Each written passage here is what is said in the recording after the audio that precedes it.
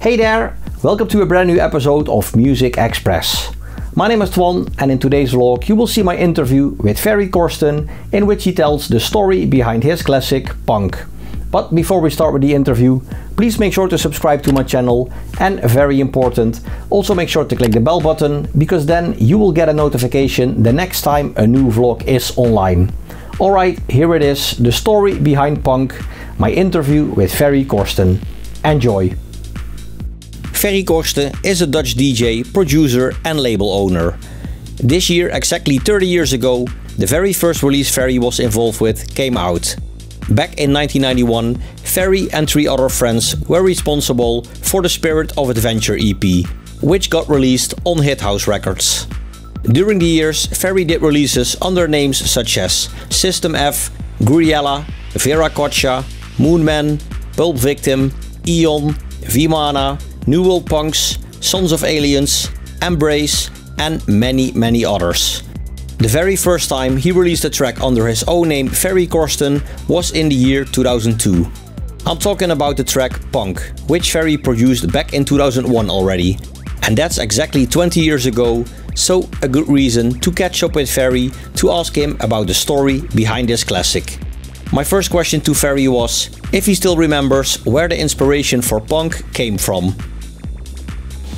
I think it was the raw sort of sound from the 80s. I've always been inspired by the 80s as an 80s kid. Yeah, I really love the sound of like especially the drums of that sort of like electronic hip hop type of sound, like Afrika Bambaataa and Mentronics and those guys. So the breakdown in Punk has that type of vibe with that broken beat, you know. But the synth, the actual melody, yeah, just came by playing, you know, going through sounds on my synth. It was the JP8000, and it was a monophonic sound, so meaning that you can only play one note at a time. You know, when you play a note, you play a second note, it jumps to the second note, doesn't play the 2 notes together. So with that, I was just playing, and I played the melody, and it started when I played the melody. I had my other hand on the bass note, and as soon as I lifted my finger off the key that was playing the top melody, it jumped back to the bass note. So, and there was a slight sort of portamento, like a glide. So that's why you get, like, instead of jumping from one note to the next, it slides to the note. It does ton rap instead of ton ton. You know, it does that. So that's why you get that ton wah wah wah. It's just the same sound, and it's just the bass is played by the openings in the melody. Mm-hmm. So it's not like a separate bass line that is doing that. It's just one sound that has that bass note, and on top I play the top melody, and every time I lift my finger to you know, when one of the notes is done, it jumps back to the bass note. And because of that glide in it, there's a certain sort of, I don't know, it has a bit of a delay, like a looseness. It doesn't go to the note really like tight. It takes time to get there, and therefore you get that sort of like funky sort of laziness. It just has that sort of groove to it that happens because of that. So when I heard that, I was like, oh wow, this is so cool. So put a kick drum underneath, a clap, a hi-hat, a tambourine, put on some reverb and delay on and a flanger on the delay. On the hi-hats, put a little bell in, and created the little breakbeat that I was inspired by Afrika Bambaataa for. Within 4 hours, Punk was done. Wow. Yeah. That's crazy. Yeah. Is that like the fastest track you've ever done? I think so, yeah. I mean, the fastest track in the sense that once it was done, not much after that changed, you know. There was a bit of polishing and a bit of, you know, myself and the guys at the label, you know, we felt that they needed a little vocal presence, so I grabbed the mic and I said digital punk, because that was the first thing that jumped, you know. Oh, so there's no meaning behind it, you just, yeah. No, I don't think so. Maybe, yeah, maybe at the time it was like CDs, and we went from vinyl to CDs, and maybe that had something to do with it. But it was just me on the mic, and I just made my voice sound a little lower and distorted, and that was it. So yeah, that's pretty. That was like a real sort of like in the moment type of track. You work on something, bang, you get inspired, put all the elements in place, mix it down quickly, and that's it. 4 hours later, done. Yeah. So was this also the first time you used like the vocoder, like the robot voice in one of your tracks? I think it was the first track for sure where I used my voice. And it wasn't really a robot yet, it was just like altered, like lower, and a bit distorted. That's why it sounds not like me. But that was the first track. Yeah, because later you had like Rock Your Body Rock, and I believe in Its Time that's also you. Yeah. So around that time, it was back in 2001, you were mainly known for all your epic trance anthems. So was it the idea from the start already to make something completely different? Yeah. By the time I made punk, I had been doing the same sort of formula trance for about 4 years. 3 years maybe, because 98 Out of the Blue came out, and so like end of 98, 99, 2000, and I believe punk came out 2001. Yeah, it was produced in 2001, but I think the actual release was 2002. But okay, yeah. So by that time I had been doing the big sort of anthemic synthy trance, according to the same formula for quite a few years already. And I was just looking for something else, and this whole sound that was also at the time coming out of Germany, like Storm, Zomination, that raw sort of sound coming from the sort of warm, lush, epic, bigger than life synths type of stuff. I felt like, okay, this is something cool, I like it. And coming from the 80s with that sort of electro background, growing up on that, and always liking that, I felt okay, I kind of want to do something else. But how do you approach things when you never done anything under your own name, only under different pseudonyms where people know that it's you, and you're known for that big trance? How do you go from how do you all of a sudden switch from that to what punk was? So we had to get really clever and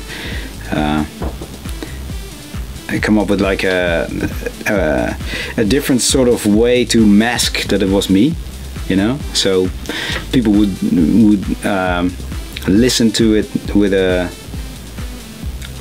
neutral ear, and not sort of tainted by, oh, it's Ferry, so we're expecting a big sort of trance thing, and oh, that's not it, so it's shit, so yeah, so we just I was in Berlin for something, can't remember, and I was on the way to the airport, and I saw a taxi drive by, and on the taxi it said Funk Einsatz. I was like, oh, that's a pretty cool name. I didn't know what it meant, never checked what it meant, so if I offended anyone with that, I don't know, but I was like, oh, that Funk Einsatz, that sounds cool. So when we were going for the promo, to send it out to labels and to other DJs, we said, okay, it's a white label, it's a new kid that we signed from Germany, it's a young guy, very talented guy, and he goes by the name Funk Einsatz.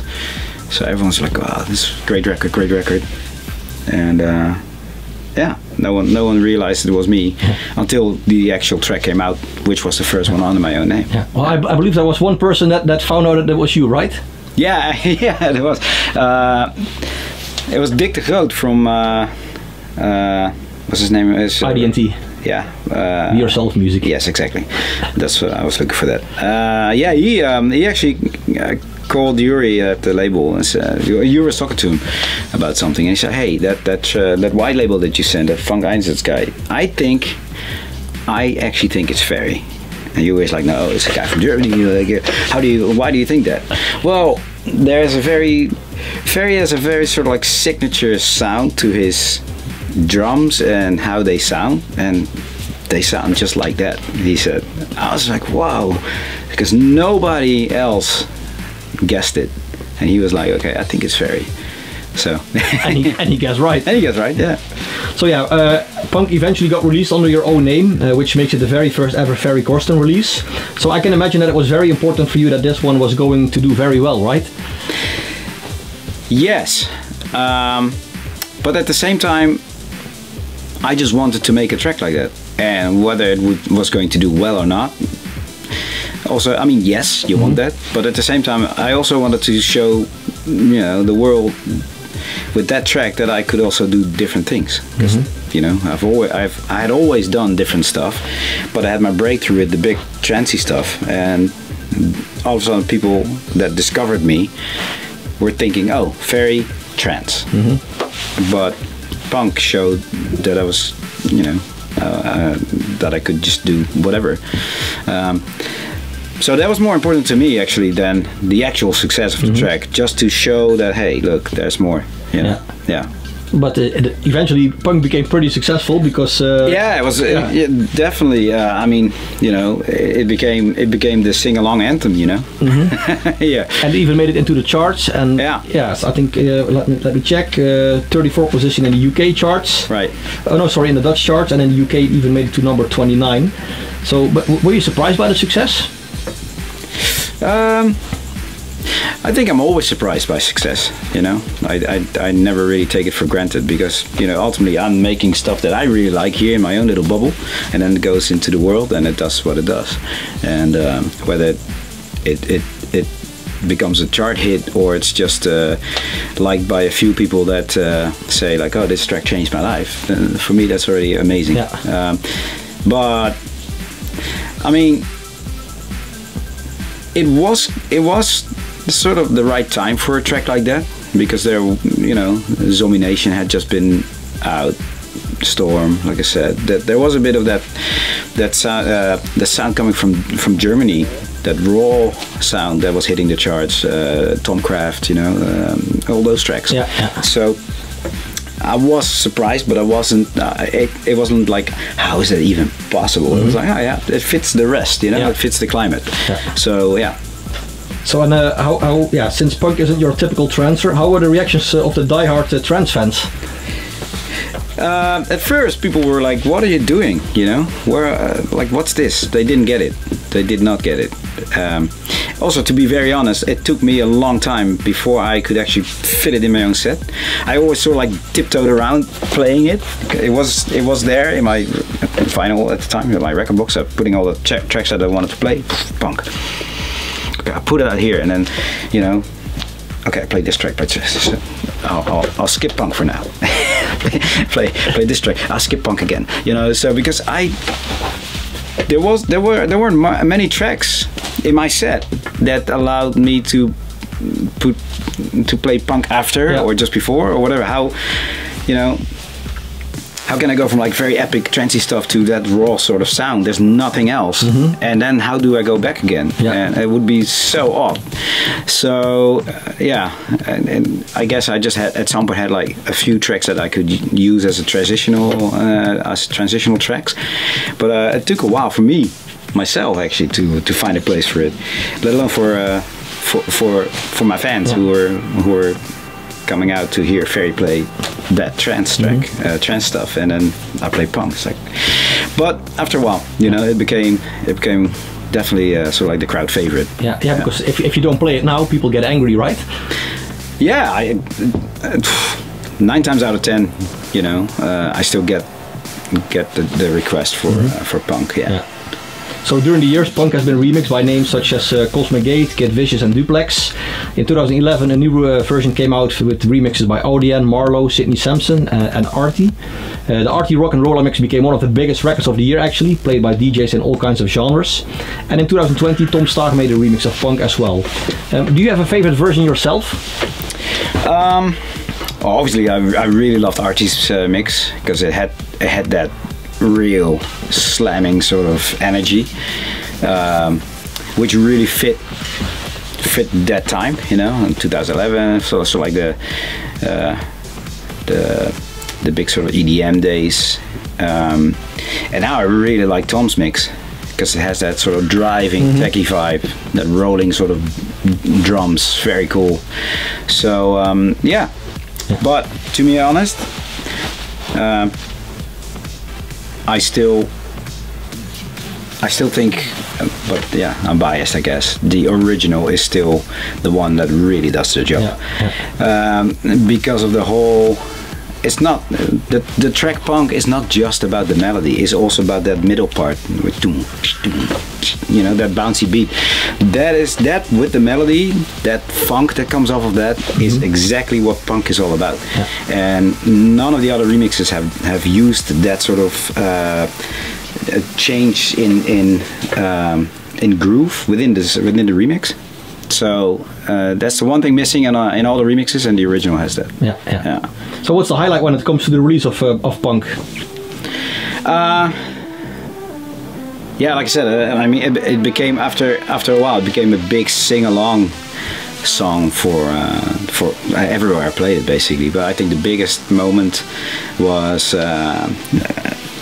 At the time, there was in South America, in Argentina, there was in Buenos Aires, there was the South American Music Conference, and I remember playing there one time. I think there were like 20,000 people inside, and I was closing 6 a.m. I had to stop the music, and I was playing my set, and the track that I was playing. Was running out, and I still had like 3 minutes on the clock, so it was just not enough to play a new track, because at the time tracks were much longer, so before the actual, you know, hook of the next track would come, I had to cut it. But I had for some reason I had on a CD I had a radio edit of punk, which was 3 minutes something, so stopped the music, and then I just dropped punk. And 20,000 people singing, and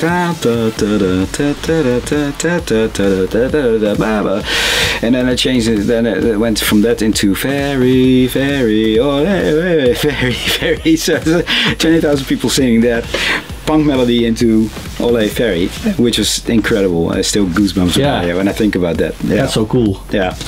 So the follow-up from punk was the track Rock Your Body Rock, which also features vocals by yourself. The track recently came out with a brand new remix by Mezzo. So what do you think of his remix? I think it's amazing. Yeah, you know, what I did with Rock Your Body Rock at the time, the Rock Your Body Rock, the whole point of Rock Your Body Rock was sort of like getting little bits and pieces of like a lot of genres, you know, put together in one track, and Matt's done that again now, which is very cool. Very surprising was the piano break, you know, the house piano. I was like, at first I was like, oh, I'm not sure if I like this. Listen again, and then I warmed up to it, and now it's my favorite part in the track. So it's really, so that shows, guys. Never really judge a book by its covers, right? Just read it first and then judge. So yeah, no, it's. I'm really happy with that remix. Yeah. Amazing job. Yeah. Isn't he somebody for a collab, Mezzo, Ferry Corsten? Perhaps. I mean, you know, if we both put our crazy heads on, I think something really nuts will come out. You know, with a piano. With a piano, maybe. Yeah, for my voice. Yeah. Okay. Quickly back to Rock Your Body Rock. I believe there's a funny story about the lyrics, right? Yeah. I mean, what do you write for that? You know, it was a bit of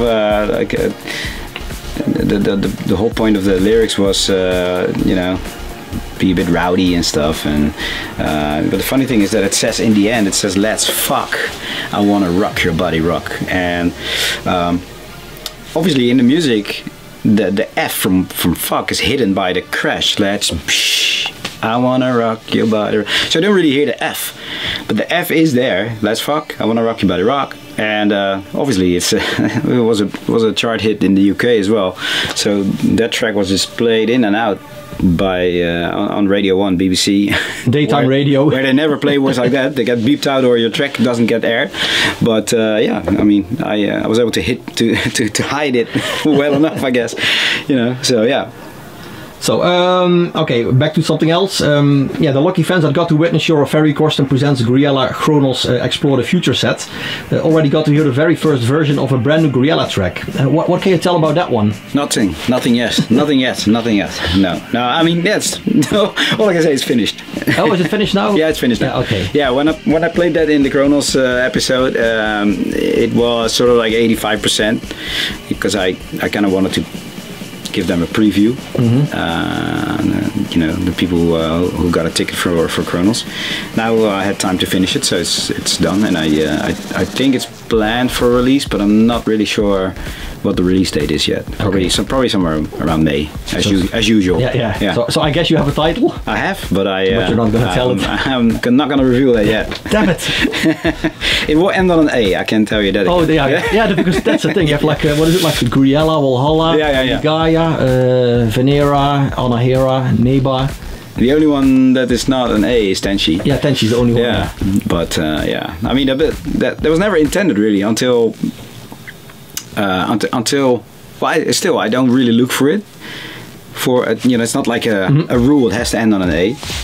Just the words that I seem to find for the titles just happen to end on an A. But yeah. As long as you're not going to name it Corona, then nothing. Corona. Yeah. No, I don't think so. No. So what else are you working on right now? Lots of other stuff. I just finished a new track under my Fair alias, so you know, this is like ambient type of stuff. That's done. This should come out soon enough. I'm working on some other bits and pieces, some 80s stuff, some stuff that I like making, not per se for the dance floor. Tons of collabs. So there's some amazing collabs coming up. Yeah. So this year is going to be like busy for you with releases. Yeah, there will be a lot of releases, a lot of remixes of some of the classics. So it's going to be definitely a full-on year. Yeah. Full on. Hey. And a new album? Yeah, it depends. Like I said, I work on all these bits and pieces, like very 80s synthy stuff that might eventually be really cool to put together as an album, but that idea is just playing in my head. It's not really. It's not like firm. Okay. Yeah. So after 700 episodes of your radio show Corsten's Countdown, you decided to rebrand the show, and since December 2020 you are hosting Resonation Radio. Was there a reason to change it? Yeah, I felt the concept of Corsten's Countdown with the voting was getting a little tired. Also, seeing how much music we missed, I feel, over the years. You know, like with the voting. It was okay. I felt like I had to play these tracks, and the 3 voted tracks, and you know, I felt like so much music was missing because of the concept saying like, okay, 7 new tracks, 3 older tracks, or like there was never a moment where, unless a track was voted for again and again and again, that I could actually play a really good track from a previous episode. Longer. There was always like, no, it has to be new music because people have to vote for their new favorite track. So the concept got tired a bit. 700 I felt was a nice sort of, instead of 689, you know, 700 was just a better moment to say like, okay, it's cool. This is a perfect time for a transition. So yeah, you know, we ended because of Corona. It's not like the monster set that we used to do with 8 hours live from New York or so, you know. 3 hours felt like it was right with all the rules in place. So yeah, and now Resonation live from the studio in Amsterdam. Thanks to Armin. I mean, people say like, hey, why didn't you get your own studio? I don't need to reinvent the wheel when the wheel is already there. So simple as that, done. That discussion is over. Yeah, so happy there. Every week it's live on all the socials, and you know, instead of just hearing me, you can also see me. Yeah, exactly. Yeah. In case you like that. Yeah. But yeah, no, it's cool. It's just, you know, and it gives us a bit more freedom to say, okay, you know what, that track 2 weeks ago, I kind of want to play that again because I really like that. And a good example was what's his name again? Andy Duguid and You. That we played in the first few episodes. Amazing track, wow. And then Corsten's Countdown, that track would have been played once. Maybe would have been voted for. Gets another chance, and that's it. And now we were able to play it like 4 or 5 times in a row because it's just an amazing track. So that's the difference between Resonation and Corsten's Countdown. We still ask the listeners for their opinion. So like hashtag vote. It's not really voting, but what track do you really like? So we get all the, we get all the favorites. We hear about them, we read about them, what people like, and then we put them all together into a compilation that will be released every month at the end of the month. So Resonation 1 is out now a few weeks on Spotify and Apple, and we're now making February. Yeah. Well, thank you very much for your time. Good luck with everything. Absolutely, man. Thank you too. Alright, that was it. This week's vlog, my interview with Ferry Corsten with the story behind punk. Ferry, thank you very much for your time. Much appreciated. Thank you for watching. I hope you enjoyed the vlog. If you did, make sure to give this video a like. Leave a comment in the comment section below. And very important, make sure to subscribe to my channel. Also make sure to click the bell button, because then you will get a notification the next time a new vlog is online. And in case you missed it, there are 3 more interviews with Ferry available on my channel already. In the first one, I spoke with Ferry about the System F classic Out of the Blue. In the second interview, we discussed Gouryella and Gouryella. And in interview number 3, we spoke about Carte Blanche by Veracocha. All these 3 interviews are available on my channel already, so make sure to check them out. Once again, thanks for watching, and until next time, bye bye!